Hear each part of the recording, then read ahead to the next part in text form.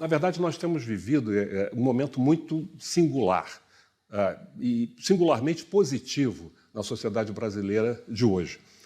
O tema de raça, que foi, por muito tempo, escondido no debate ou excluído do debate público no Brasil, começou a ser discutido, começou a ser considerado de uma forma bastante significativa. Isso começa a partir da virada do milênio, com a adoção de políticas de ação afirmativa com recorte racial, destinadas fundamentalmente a negros, nas universidades públicas. Isso começa aqui no Rio de Janeiro por uma lei que vem da Assembleia Legislativa em 2001, atingindo, então, a Universidade do Estado do Rio de Janeiro, a UERJ, e a Universidade Estadual do Norte Fluminense, a UENF. Essa política, de uma certa forma, contamina o conjunto das universidades públicas, estaduais e federais no Brasil, até que o governo federal expande, então, essa medida para toda a rede de universidades federais, ao mesmo tempo em que o Supremo declara essas medidas constitucionais numa decisão de 2012. Paralelamente a isso, medidas dessa natureza estão sendo tomadas também na área da admissão para o emprego público, dos concursos para o emprego público, e o que também é considerado constitucional pelo Supremo em 2017. E isso produz, então, duas mudanças bastante significativas. Uma delas é a da própria paisagem humana das universidades brasileiras, e eu sou, nesse sentido, aquilo que se chama de um observador participante.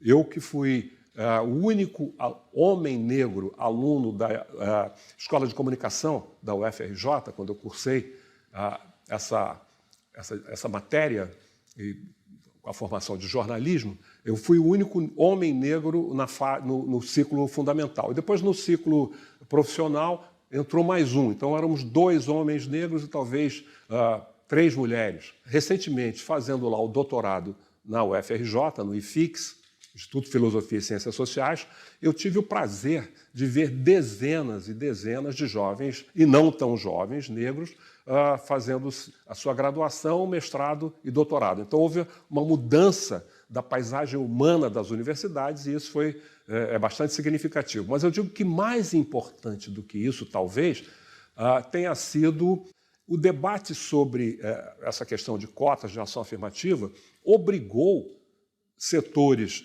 importantes da sociedade brasileira e depois o seu próprio conjunto a entrarem numa discussão que é a discussão sobre a questão de raça, a questão de fundo, não a questão de cotas.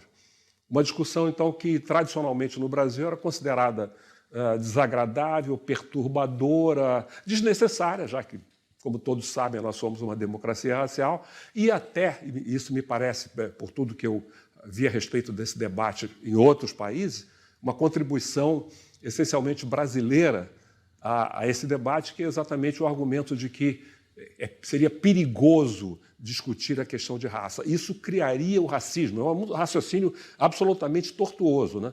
Para o conjunto da sociedade brasileira e não apenas para os negros, esse é um passo fundamental. Por quê? Para se enfrentar um problema, por exemplo, para se tratar uma doença, é primeiro necessário reconhecer que ela existe. E isso está acontecendo no Brasil, o que nos dá, enfim, a promessa de que esse problema vai ser enfrentado com mais, digamos, profundidade, já que políticas de ação afirmativa não resolvem e nem se destinam a resolver o problema racial. Aliás, essa é um dos argumentos apresentados pelos adversários. Ela não vai resolver, porque, na verdade, não. O que elas pretendem é dar igualdade de oportunidades, a igualdade no começo. E o que nós temos visto mais recentemente é que esse debate aumentou muito, cresceu em volume a partir exatamente daquele incidente doloroso que foi o assassinato de George Floyd em Minneapolis, e que nos propicia também uma boa oportunidade de compararmos as duas realidades. o conjunto de semelhanças e diferenças que caracteriza a comparação entre Brasil e Estados Unidos. Não é? A atuação da polícia que nós vimos ali é muito semelhante à daqui. Quantas pessoas já foram também asfixiadas por policiais ou por seguranças aqui no Brasil? Agora, a reação da população é muito mais intensa, embora essa reação tenha se propagado pelo resto do mundo, inclusive pelo Brasil.